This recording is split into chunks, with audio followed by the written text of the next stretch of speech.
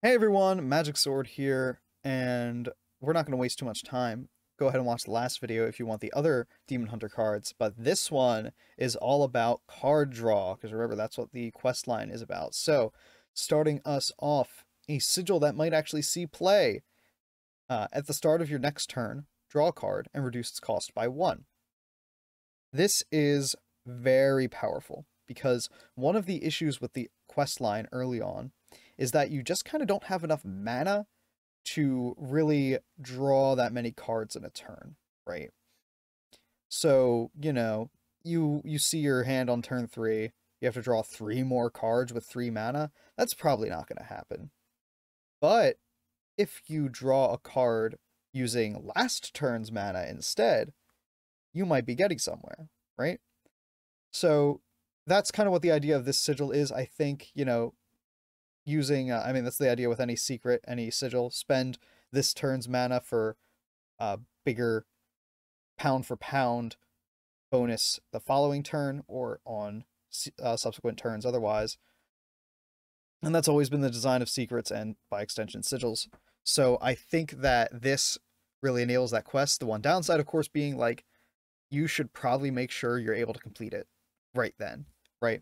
So this reduces the cost of the card you draw by 1, and then that next one reduces, that next quest reward reduces the cost of all the cards you draw by 1.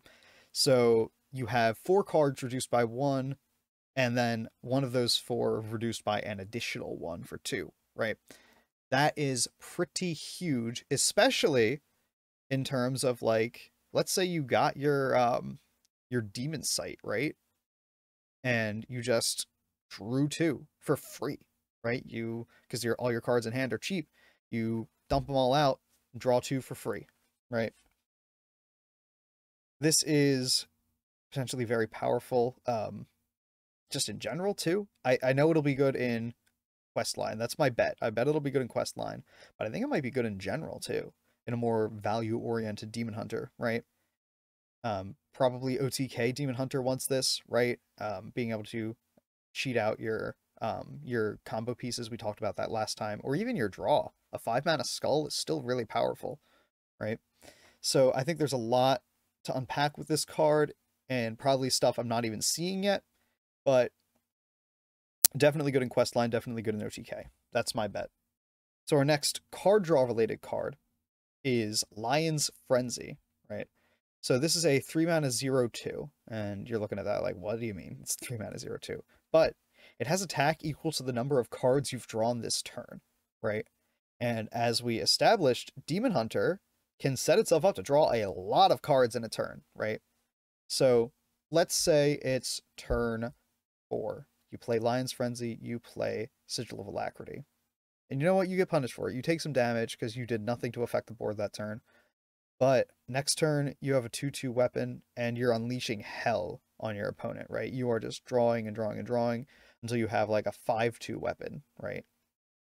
And of course, keep in mind that you draw a card automatically every turn, right?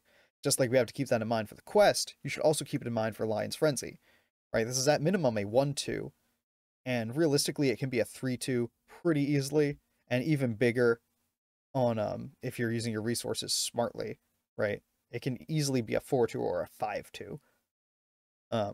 And I think this is really cool card design where it's like, yeah, it's crap if you don't do anything, but it can be very powerful. That on top of all of the other damage that Demon Hunter likes to do.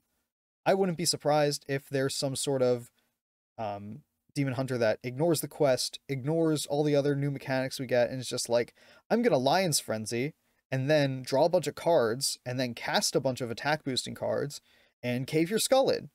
Like, I wouldn't be surprised if that Demon Hunter exists in some form, right? The Demon Hunter that doesn't care about all the cool synergies and is just like, face, So I'm not super looking forward to that. I think we have a lot of cool mechanics to explore here, but don't be surprised when it happens because that's how Demon Hunter is. And our last piece of the card draw puzzle here is Irebound Brute, a 7-mana 6/7 ogre. And you might be thinking, that's bad stats for cost. But I would like to point out it's card text. costs 1 less for each card drawn this turn. So automatically it's a 6 mana 6/7. You are getting good stats for cost plus taunt at its base. At its base, this card is very good. Of course, I'm slightly exaggerating how good it is at base, but it gets powerful quickly, right? So if you draw 3 cards in a turn, this is a 4 mana 6/7 with taunt. That's very doable. And of course, what you have to remember is that you're spending mana to draw those cards generally. So if you spend 2 mana to draw 2 cards with Demon Sight, and then you play Irebound Brute, Irebound, not Ironbound, you still spent 7 mana. But you also drew 2 cards with it. So it makes it worth it, right? If this was like a 7 mana 6/7 that said draw 2 cards, that would be nuts. So, and actually, really, it's a 6 mana 6/7, right? So we have the technology, we have the ability to make this very powerful.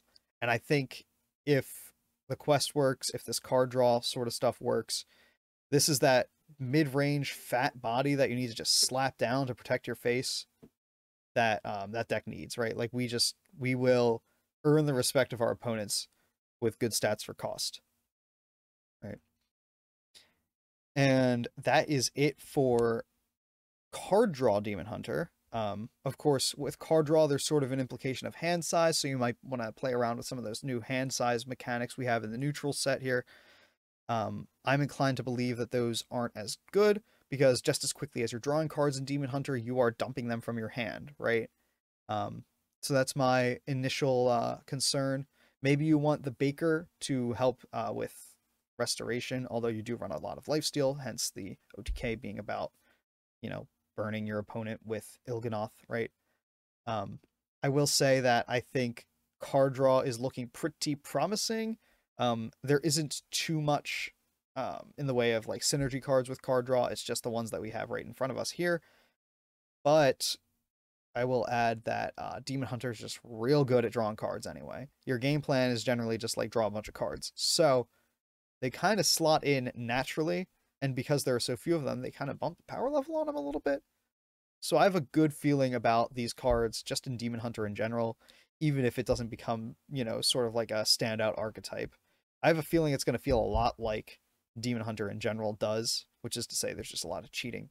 So I'm looking forward to it. I've been playing OTK, and I'm looking forward to, you know, Frankensteining all sorts of weird enhancements into that deck, and then also just being able to slap face with a fat Lion's Frenzy, right? I think this is going to be a good one. This is Year of the Demon Hunter, just as it has been every year since it was released. So, let's see it. All right. If you have any strong thoughts about Demon Hunter, which I'm sure you do, leave them in the comments below. Go ahead and subscribe if you don't want to miss any more of these reveal videos, and go ahead and give this a like if you like this one. Check the card, of course, for links about the situation.